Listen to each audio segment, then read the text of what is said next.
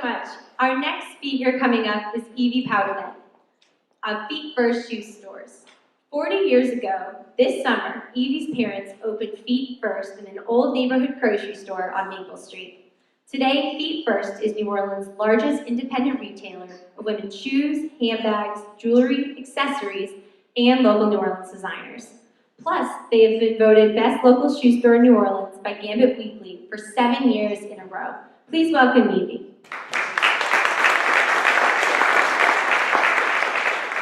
First of all, thank you to Stay Local and to Meredith for the invitation to join you all tonight and share the little that I know, my experiences of surviving and thriving with a small business in New Orleans.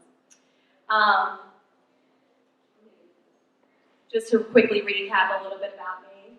I'm a New Orleans native, second-generation owner of Feet First. I did attend the University of Virginia and went on to work in DC and New York. Back then I was in journalism, totally different career. Chose to move home right after Katrina to help out my city, my family, and the family business that I grew up in to rebuild. It was very, very clear to me that I wanted to come home and saw that as a true calling. I also was in the inaugural cohort of the Goldman Sachs 10,000 Small Businesses program in 2011. And we had the honor of having Warren Buffett speak at our graduation, which was really cool. I have to say, that was like the perk of it.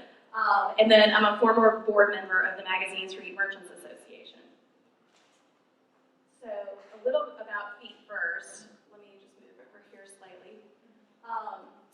We are New Orleans' largest independent retailer of women's shoes, accessories, handbags, jewelry, local designers, you name it.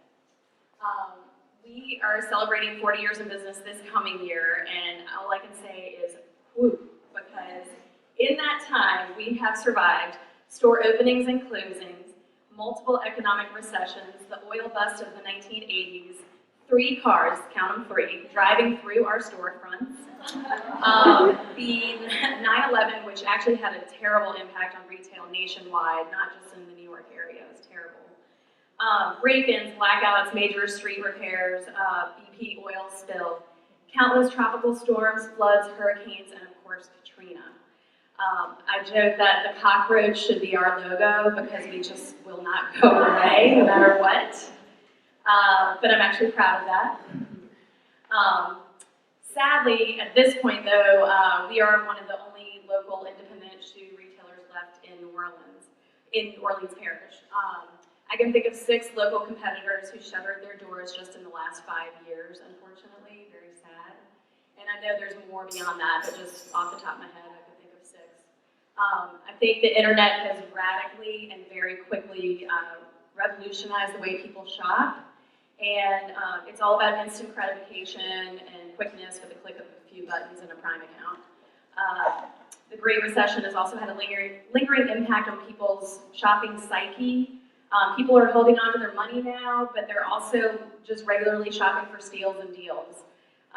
The act of shopping itself has lost a lot of value. What was once seen as a pleasurable pastime is now viewed by many as a burden or a time suck. So a lot of things have changed socially as well. I can't speak to why the other retailers closed, but I do think there are 6 major reasons why Feet First doors remain open today. And the number one, very first thing is passion. Not just the feel-good emotions that carry you through the good times, but also the visceral drive and determination that kicks in when the chips are down. And I realized I forgot to click the slide. I'm gonna skip that anyway. So through the good times and the bad times, you cannot successfully start and run a business without passion with a capital P. A small business has to have an energy, a purpose, and sometimes an unlimited perseverance behind it in order to survive and thrive.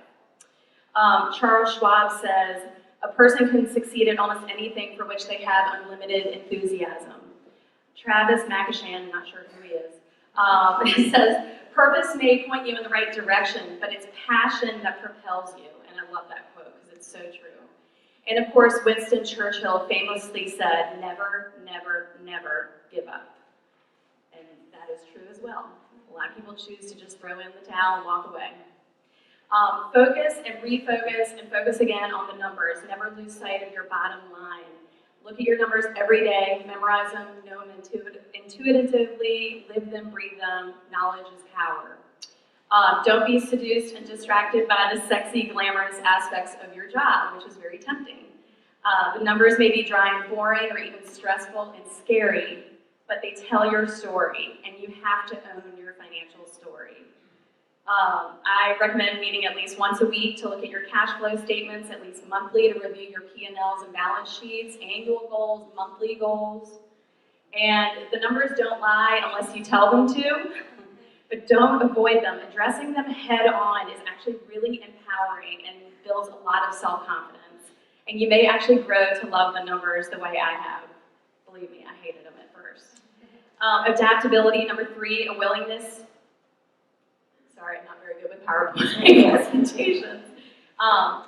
Adaptability is a willingness to change and adjust where and how you do your business, and it can be your life jacket in a quickly evolving and highly fickle marketplace.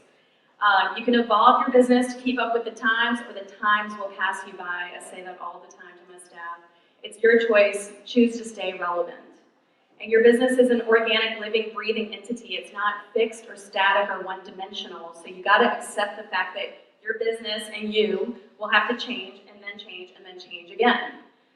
Small businesses, though, are blessed with nimbleness, and that's a competitive advantage in this global marketplace. Trial and error is also very typical in businesses, and outright failure and pulling yourself up by the bootstraps. You got to have a thick skin and be willing to start anew and try again. But that which does not kill you makes you stronger. And hubris can be your enemy. Don't ever let your own pride prevent you from doing what's necessary to keep your business healthy and running. Don't try to save face. Don't try to play it cool. Do what you got to do, and sometimes it's really hard. Visibility, number 4. I'm getting better. It equates to relevance and legitimacy in the minds of your customer. I've never known a business to close because it advertised too much, but I can tell you I've seen a ton of businesses open and close in New Orleans because they never advertised, so the public didn't know they were there. You have to educate the public. And then when you're already established, you have to stay top of mind. There's so much noise and chatter out there in this information age coming at people all the time, all day, every day. And advertising is still very important once your business is established to remind people who are busier than ever and more stressed out than ever, and there's now online competition, banging on your door. You got to remind those customers that you're out there and that they should do business with you. An active social media presence goes with that as well, and it's an absolute must no matter what your sector is, your industry, it does not matter. You need to be visible on social media at all times, in all ways. It's free, take advantage of it. I realize I'm still here. You too, as the business owner, you have to get out and be visible. You have to see and be seen. You have to get out there and network on behalf of your business and let people know who you are and what you do. And I mean, you can join a board, play a sport, volunteer, get involved, be visible, be active, and get involved in your community. Also give back to your community. It's not only good for your soul, but it gives your employees something to stand by and be really proud of. And it also generates a lot of loyalty and goodwill amongst the general public. Lastly, never turn down free publicity like I'm standing here tonight, because when people come your way and offer to photograph your product or do an interview about you in a magazine or ask you to come do a speaking engagement, do it, because it doesn't cost a dime. It's free advertising. Do it. Okay, number 5 is customer service, excuse me. It's one of the few competitive advantages we small businesses have in this internet-dominated, conglomerate-dominated world in which we live. Similar to our employees, without our customers, we are nothing. They pay our paychecks. The business is nothing more than a pass-through. The customer is our friend, our ally, and ultimately our salvation. They are not the enemy or an outside threat to contend with, so you have to check your defenses at the door. And customers are emotional, fallible, imperfect, flawed human beings like the rest of us. And whether that ultimately works to your advantage or against you is up to you. You have to remember you're in control and work with them. It's not about the stuff when it comes to customers and the sales and the tangible goods. It's about, regardless of what business sector you're in, it's about, quote, delivering happiness, to borrow the phrase from the CEO of Zappos. Therein lies the great satisfaction in what we do, working with other people and satisfying their wants and needs. So go above and beyond. If you're good to your customers, they will be so good to you for a long time to come. And in this day and age, loyalty counts more than ever with small businesses. Your employee appreciation is so key. Employees are our lifeblood. We know it, we show it every single day. Human beings are hardwired for praise and feedback, and they thrive when they're encouraged and rewarded, monetarily as well. That's very important. But dole out the appreciation, gratitude, and feedback. You don't have to be proud and swallow it back. They crave it, and they need it, and they want it on a regular basis. Give it to them. And train, and train some more. Because if you want your employees to represent your business well, you have to invest in them extensively and continuously over time. And don't ever forget that you're only as good as your employees. In fact, you're only as good as your weakest employees. So they're ultimately your responsibility and a personal reflection of you and your business. You need to know that, and they need to know that.